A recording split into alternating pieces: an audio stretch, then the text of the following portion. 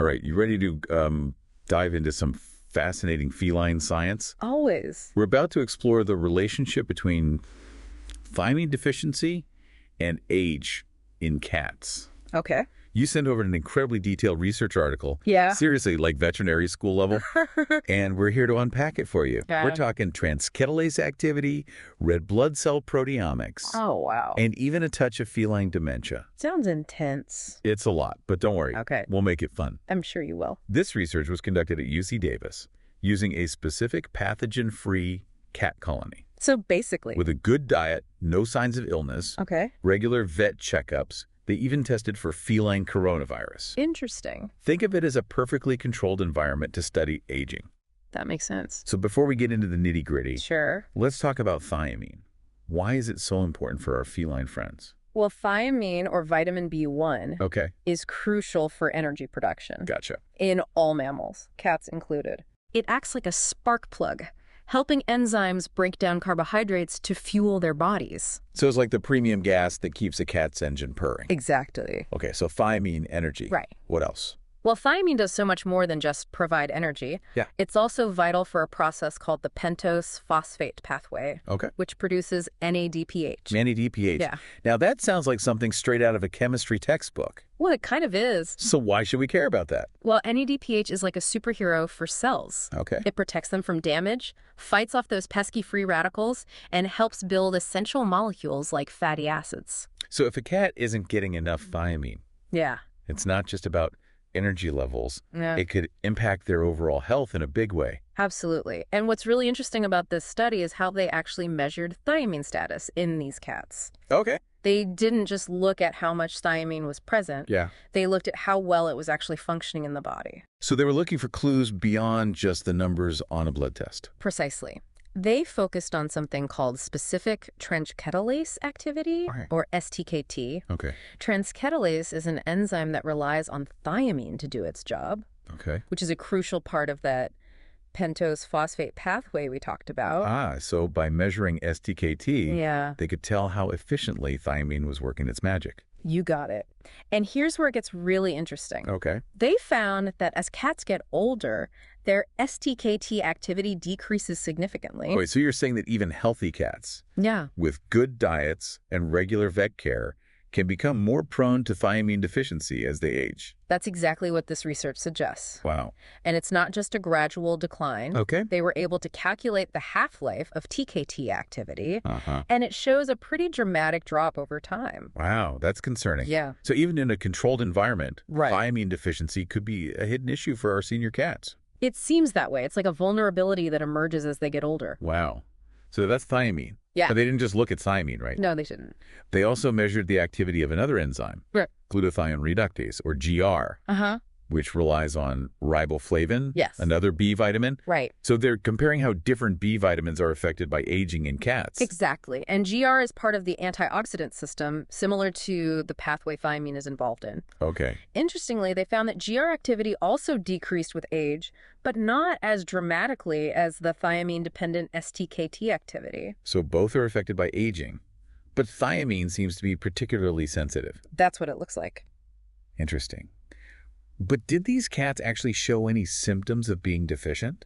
That's the thing. Yeah. None of the cats in this study showed the typical obvious signs of thiamine deficiency. So no, No. stumbling around or anything? Yeah, they weren't stumbling around or having seizures. So no wobbly cats in this study? Nope, no wobbling. But here's the catch. Okay. Through some clever statistical analysis, Huh. they identified 15 cats with what's called subclinical deficiency, Oh, okay. meaning Yeah. the deficiency was brewing beneath the surface, even though it wasn't outwardly visible. So like a silent threat. Exactly. This could be happening in cats all the time and we wouldn't even know it. That's the concern. And this study offers a way to potentially detect these hidden deficiencies, That's pretty incredible. which is crucial for preventative care. Yeah. But they didn't stop there. Okay. They needed more evidence to confirm these cats were truly thiamine deficient. Okay. So they turned to a powerful tool called proteomics. Proteomics. That sounds incredibly complex. It is. Break it down for me. Imagine taking a detailed snapshot of all the proteins active within a cell. Oh, wow. That's essentially what proteomics does. It's like looking under a powerful microscope to see the inner workings of the cell. Okay, so they analyzed the proteins in these cats' blood to get a clearer picture of what was happening at a microscopic level. Exactly. And what did they find? And that's precisely what they found. Okay. The cats, identified as thiamine deficient, had altered levels of specific proteins. Okay. Proteins involved in glycolysis, the pentose phosphate pathway, and the oxidative stress response. Wait, so it's all connecting. The proteomics data backs up their initial findings. It does seem that way. These cats really were dealing with a thiamine issue, even though they weren't showing those classic symptoms. It's like having multiple pieces of a puzzle coming together to form a clearer picture. This is fascinating. So they used these different measures Yeah. to pinpoint which cats were deficient, Uh-huh. even if they seemed perfectly healthy on the surface. Right. What else did they find? Well, remember how they did that proteomics analysis? Yeah. They also used that data to group the cats, sort of like creating different clubs based on their thiamine profiles. So cats with similar thiamine issues were grouped together. You got it. Okay. They considered factors like age, body condition, Yeah. and those specific thiamine activity measurements we talked about earlier. And this analysis revealed some intriguing patterns. Like what?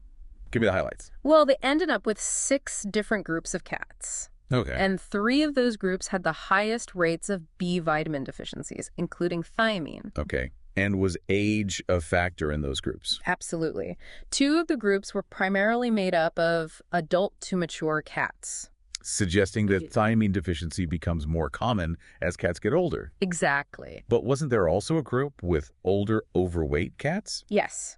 That's the 3rd group that stood out. Yeah. It was the only group where body condition seemed to be a major factor in thiamine deficiency. So those cats were dealing with a double whammy, Exactly. age and weight working against them. Exactly. It highlights how complex this issue can be and how different factors can influence a cat's thiamine status. This is so much information.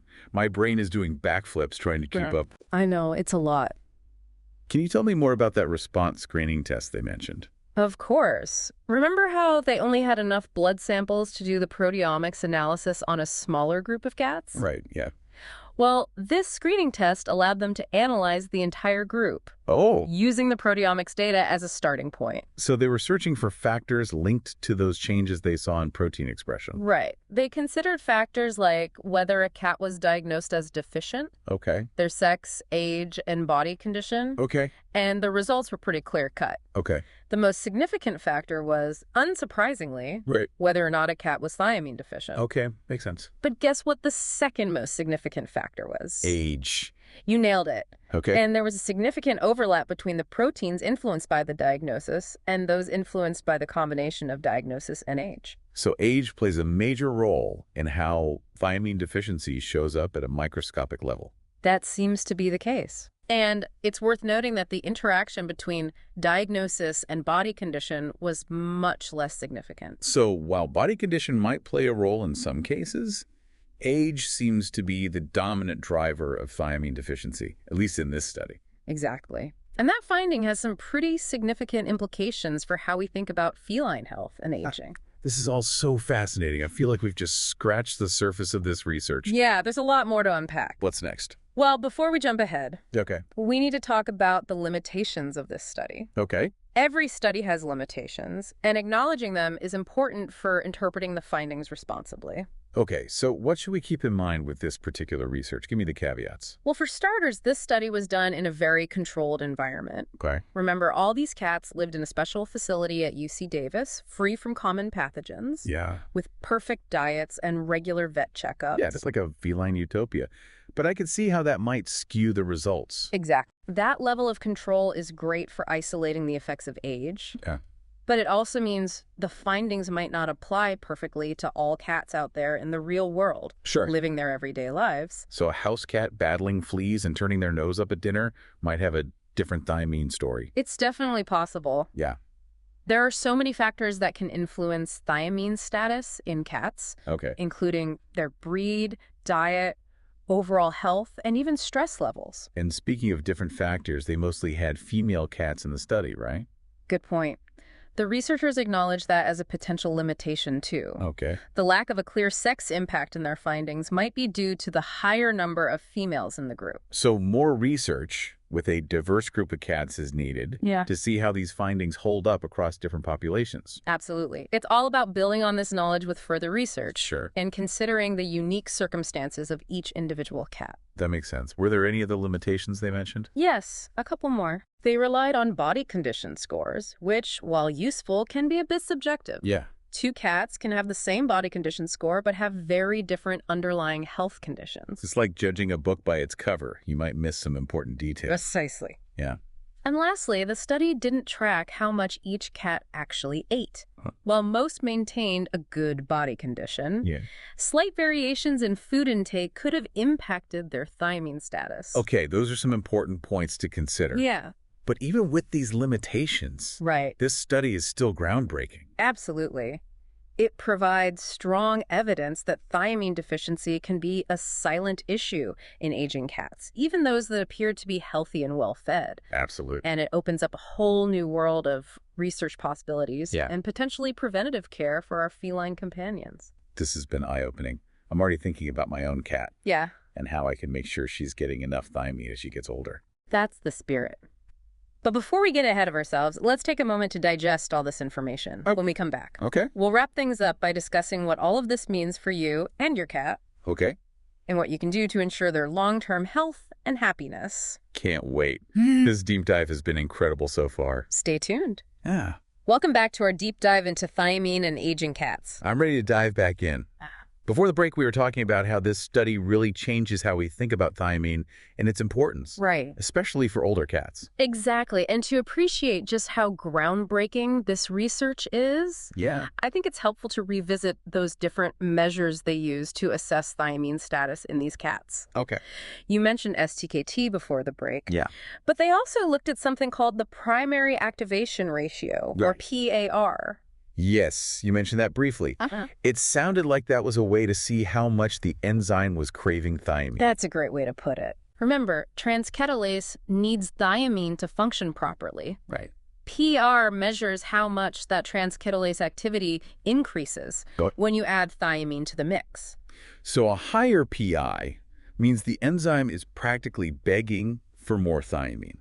Kind of like how my cat scares me down when her food bowl is empty. That's a perfect analogy. Okay. TAR is a very sensitive indicator. Okay. Picking up on even subtle thiamine deficiencies. So it's like a red flag waving saying, hey, pay attention, something might be off here. Exactly. Okay. But they didn't stop there. Okay. They also looked at other parameters, like LA-FAR, SAR, and SAS. And those are all? Those are all related to PI. Okay. But they provide even more nuanced information. Okay, so those are getting into the really fine details of how the enzyme responds to different levels of thiamine. Yeah. I have to admit that part of the article made my head spin a little. It is pretty technical. Yeah. But essentially, these additional measurements can help identify different types of thiamine deficiency. For instance, a high FAR value might suggest a more chronic, long-term deficiency that's been developing over time. So not all thiamine deficiencies are created equal. Exactly. It's about understanding the nuances and then tailoring treatment accordingly. That makes sense. Precisely. This is why this research is so valuable. Okay. It's giving veterinarians a more precise toolkit for identifying and addressing thiamine deficiency in cats. It's like they've unlocked a secret code. And now we can use it to help our feline friends. I love that analogy. Okay. And remember, they used all of these different measurements to identify those 15 cats with subclinical deficiency, cats who weren't showing any outward symptoms, but who at a cellular level were struggling. Right, those stealthy deficiencies that could easily go unnoticed. Exactly. But then they used proteomics to confirm it. Right. However, they could only analyze blood samples from 42 cats. Yeah. I was curious about that. Why not all of the cats? Good question. Proteomics is a very sophisticated technique. Okay. And it often requires larger samples. Okay. So while they couldn't analyze every single cat, they were still able to gather some incredibly valuable data. Okay. And what really struck you from those proteomics findings? Several things. Yeah. First, the proteomics data clearly showed changes in those key pathways we've been talking about. Okay. glycolysis, the pentose phosphate pathway, and the oxidative stress response. So again, multiple lines of evidence pointing to the same conclusion. Exactly. Okay. But the proteomics data also provided insights into the potential consequences of thiamine deficiency. Okay. They found evidence of something called proteotoxicity. Proteotoxicity. Okay, now we're really getting into the science jargon. I know, right? What does it even mean? Think of it this way. Okay. Cells have a very efficient system for cleaning up and getting rid of damaged or misfolded proteins, like a tiny recycling plant. Okay. Proteotoxicity occurs when the system gets overwhelmed and can't keep up. So it's like the cell's trash compactor is overflowing. Exactly. Okay. And when that happens, it can lead to cell dysfunction and even cell death. That sounds serious. It can be. Yeah. And in this study, it seems that proteotoxicity was linked to the increased oxidative stress caused by thiamine deficiency. So it's like domino effect. Yes. Thiamine deficiency leads to oxidative stress, Right. which then leads to this cellular garbage pileup. Precisely. Okay. And remember, this study focused on red blood cells. Right. But proteotoxicity can happen in other tissues, too. Oh, okay. Including the brain. Okay, now that's starting to connect with something else I remember from the article. Uh-huh. There was a part about a possible link to feline dementia, wasn't there? Yes. Okay. And this is where things get really fascinating. Okay. They found that the proteomics data also showed an enrichment of proteins associated with neurodegenerative diseases. So thiamine deficiency might not just be about wobbly cats. Right. It could be affecting their brain health in ways we're just beginning to understand. That's the big takeaway Yeah. here. This research raises some very important questions about the role of thiamine in cognitive health. Okay. Not just in cats, but potentially in other species, too. This is blowing my mind. We started with a simple vitamin, I know. and now we're talking about protecting our cats' brains. It's incredible how everything is connected. It is remarkable. Yeah. And to further explore these connections, Okay. the researchers also used a technique called hierarchical clustering. I remember seeing that in the article, Yeah. but wasn't quite sure how to interpret it. Yeah. It sounded very mathematical. It does involve some complex math, Yeah. but it's actually a very intuitive concept. Oh, yeah. Imagine you have a giant basket of laundry to sort. Hierarchical clustering is like sorting that laundry into different piles Okay. based on shared characteristics, Got like it. color, fabric type, or who it belongs to. So they're sorting cats into groups based on similarities in their thiamine status. Precisely. They factored in things like age, body condition, those specific thiamine activity measurements we discussed earlier. Okay. And through this analysis, they discovered some really intriguing patterns. On the edge of my seat, what did they find? Well, they ended up with 6 distinct clusters of cats. Okay. And remember, those 3 groups with the highest rates of B vitamin deficiencies. Yes. 2 of those groups were primarily composed of adult and mature cats, Okay. suggesting that, as we've seen, thiamine deficiency becomes more likely as cats age. Right, but the third group, Yeah. the one with the older, overweight cats, Yeah. was that where body conditions seemed to play a bigger role? You remembered perfectly. Oh. That third cluster was unique because it highlighted the interplay of age and weight in thiamine deficiency. Oh. It's like a double whammy for those cats. So if you have an older cat who's carrying a few extra pounds, it might be extra important to pay attention to their thiamine levels. That's a good point to keep in mind.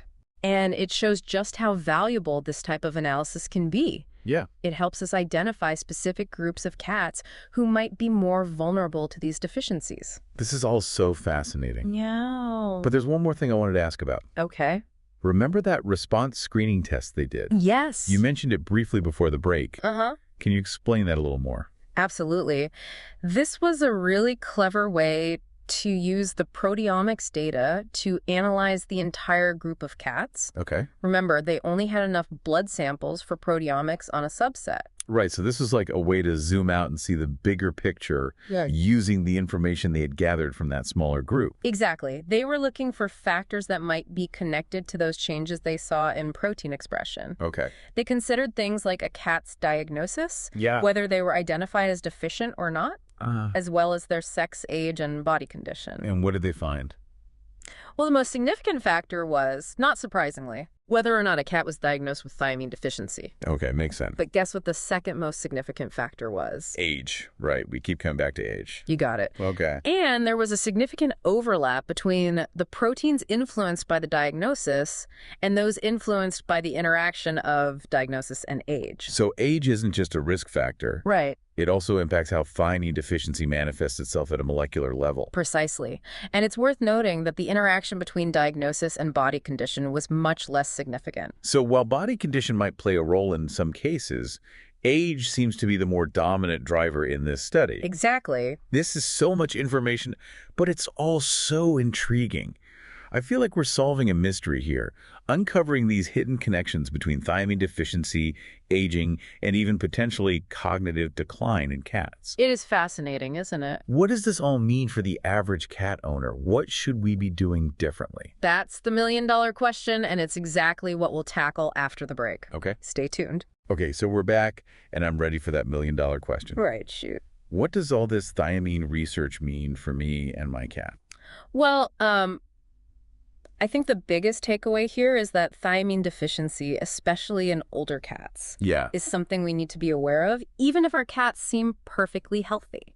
So even if my cat isn't showing any of those, like, classic symptoms, I shouldn't just assume everything is fine. Right, especially with senior cats. Oh? It's always a good idea to talk to your vet about thiamine and whether supplementation might be a good idea. So those regular vet checkups. Yes. Super important as our cats get older. Absolutely. Early detection is key. Right. And this research provides some really valuable tools for vets to identify these subclinical deficiencies. Okay, so definitely talk to your vet. Yes. But is there anything we can do, like, in terms of diet? Yeah. To make sure our cats are getting enough thiamine naturally? That's a great question. Yeah. Thiamine is found in a variety of foods, Okay. including meat, fish, and whole grains. Okay. Most commercial cat foods are fortified with thiamine, Okay. but it's always a good idea to talk to your vet Right. about the best dietary options for your cat, Okay. especially if you have any concerns about their thiamine intake.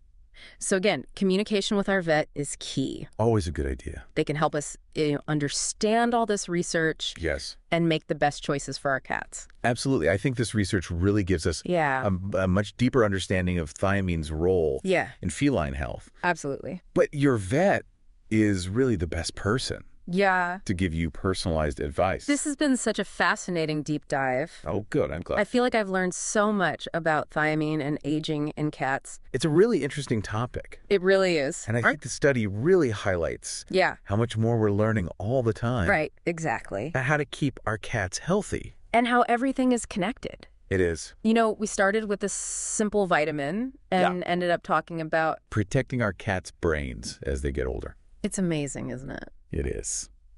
Well, that brings us to the end of our deep dive. Okay. Thank you so much for joining us It was my pleasure. as we explore the fascinating world of thiamine and aging cats. Yeah. And remember, Yes. keep those minds inspired Charts light and tails wagging. from Vet Neurojar.